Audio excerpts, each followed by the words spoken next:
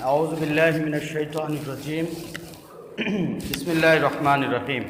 محترم امیر مقامی و رفقۂ جماعت، السلام علیکم ورحمۃ اللہ وبرکاتہ۔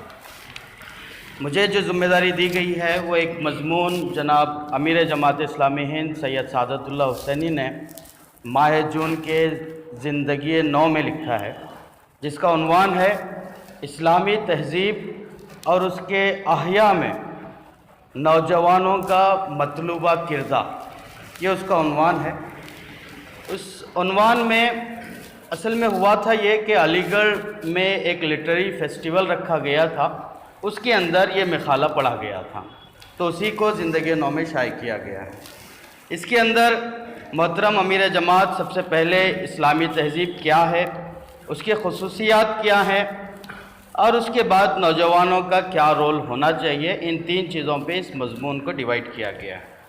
تو اسلامی تہذیب کے بارے میں امیر جماعت لکھتے ہیں کہ اسلامی تہذیب دیگر تہذیبوں کی جیسی تہذیب نہیں ہے، بلکہ ایک عالمی تہذیب ہے۔ وہ کسی جغرافیائی لحاظ سے لوکیشن ڈیپینڈنٹ تہذیب نہیں ہے، نہ کسی قوم کی نہ کسی گروہ کی تہذیب ہے، بلکہ وہ ایک عالمی تہذیب ہے۔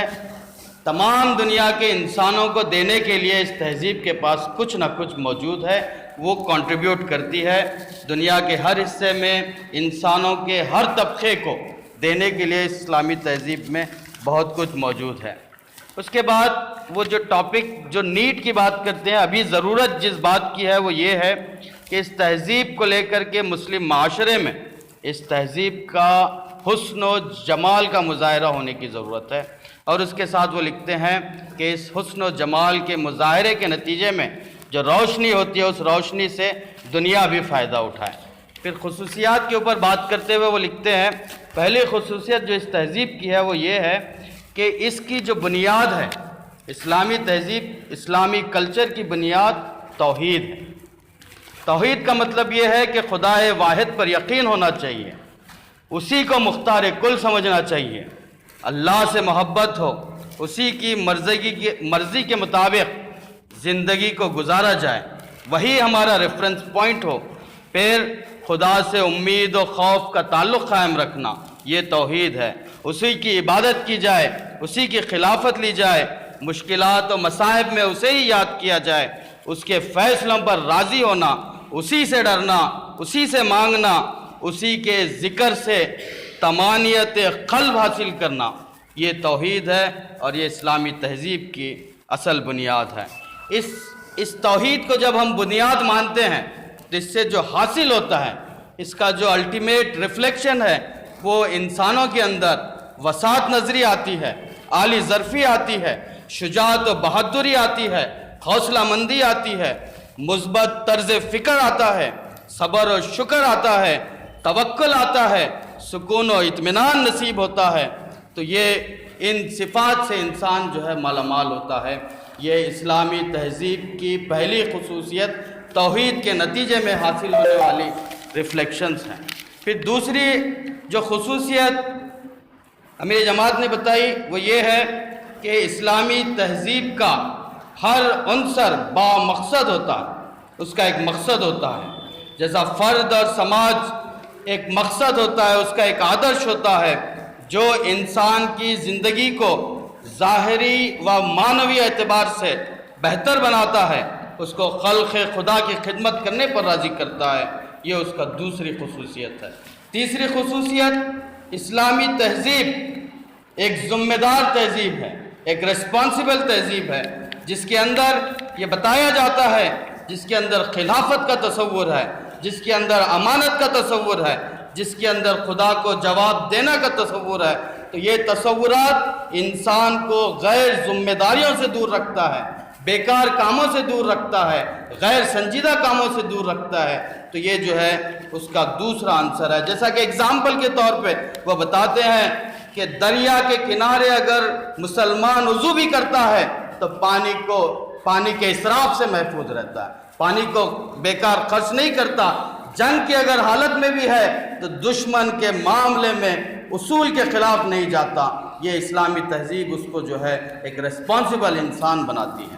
اس کے بعد بتایا گیا کہ اسلامی تہذیب میں ایک انجینئر، ایک ادیب، ایک آرٹسٹ، اور ایک فن کا ماہر ہر ایک اپنے فن کے استعمال میں محتاط اور ذمہ دار ہوتا ہے، اور اپنے فن کا کوئی ایسا استعمال نہیں کرتا جس سے انسانوں کی جان، مال، عزت و آبرو، اخلاق اور دین کو نقصان پہنچنے کا اندیشہ ہو۔ یہ بامقصد اصول کے مطابق ایک رسپانسبل انسان بناتا ہے۔ پھر چوتھی خصوصیت جو بتائی گئی، اسلامی تہذیب کچھ دائمی اصولوں پر مبنی ہے، اس کے اپنے پرماننٹ ویلیوز ہیں جس کو کوئی دھکا نہیں پہنچا سکتا۔ اسلامی تہذیب کے کچھ قوانین و ضوابط ہیں جس کو بدلا نہیں جا سکتا، وہ اسی پہ مبنی ہے۔ اسلامی تہذیب میں اگزامپل کے طور پہ سود کے لیے کوئی گنجائش نہیں، ہم جسی کے لیے کوئی رواداری نہیں، حیا کا ایک مستقل تصور اس میں پایا جاتا ہے، غریبوں کی کفالت کرنا اور اس کے ساتھ فلاحی ریاست کا تصور، یہ جو ہے اس کے اپنے پرماننٹ ویلیوز ہیں، اس کے دائمی تصورات ہیں۔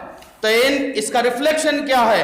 ان پائیدار و دائمی قدروں کی وجہ سے اسلامی تہذیب کو بہت مستحکم بنیادیں میسر ہیں، اور یہ ممکن نہیں کہ افراد کی ناپاک نفسانی خواہشات اور لذت پرستی یا گروہوں کے گندے عزائم اس تہذیب میں کوئی جواز حاصل کر سکے۔ یہ ان پرماننٹ ویلیوز کے نتیجے میں انسان بھی اس کو چینج نہیں کر سکتا۔ پھر آخری خصوصیت جو بتائی گئی، اسلامی تہذیب میں فلیکسیبلٹی، ایک لچک ہے، دائمی اصولوں کے دائرے میں رہتے ہوئے، جو پرماننٹ ویلیوز ہیں اس کے دائرے میں رہتے ہوئے، اس کی باؤنڈری میں رہتے ہوئے اچھی باتوں کو جذب کرنے کی صلاحیت اس تہذیب کے اندر ہے، چاہے وہ کوئی بھی قوم میں ہو، اس کو جذب کرنا، اپنے اندر لینا، دوسروں سے سیکھنا، اچھی چیزوں کو اپنے اندر لینا، یہ اس کے اندر جو ہے وہ لچک پائی جاتی ہے۔ ہو سکتا ہے کچھ ترمیمات کرتے ہوئے اس کو اپنے اندر لے جا سکے۔ اس کے بعد اب بات کرتے ہیں مسلمان نوجوانوں کا مطلوبہ کردار کیا ہے، یہ اسلامی تہذیب کیا ہے، اس کے خصوصیات کیا ہیں۔ اب اس کے بعد امیر جماعت لکھتے ہیں کہ مسلم معاشرے میں اس تہذیب کو، اس اسلامی تہذیب کو زندہ کرنا اور باقی دنیا کے ساتھ اس تہذیب کو مؤثر طریقے سے انگیج کرنا، یہ جو ہے نوجوانوں کا کام ہے۔ نوجوانوں کے کردار کے بارے میں، مطلوبہ کردار کے بارے میں یہ لکھتے ہیں، وہ اپیل کرتے ہیں کہ یہ نوجوان یا ایسے بزرگ لوگ اپنے بچوں کو، اپنے نوجوانوں کو خواب دیکھنے کا عادی بنائیں۔ وہ اس کی طرف بار بار توجہ دلاتے ہیں کہ ان کو ڈریم کرنے والا بنائیں، خواب دیکھنے والا بنائیں۔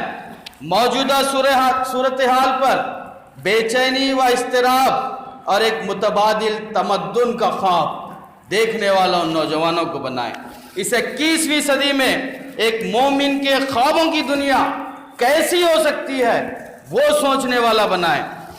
شہر کیسے ہوں گے، عمارتوں کا طرز کیا ہوگا، کالجوں میں کیا پڑھایا جائے گا، ٹیکنالوجی کیسی ہوگی، بہتر دماغ کس محاذ پر کام کریں گے، ایک فرد کے لیے خوشحال زندگی کا راستہ کیا ہو، میڈیا اور سوشل میڈیا کی اخلاقیات کیا ہوں، جدید ترین ٹیکنالوجی کے حوالے سے اسلامی موقف کیا ہو، ٹیکنالوجی کے انسانوں پر کنٹرول سے سلسلے میں اسلام کا کیا موقف ہو، ماڈرن فینانس کے سلسلے میں اسلامک اپروچ کیا ہو۔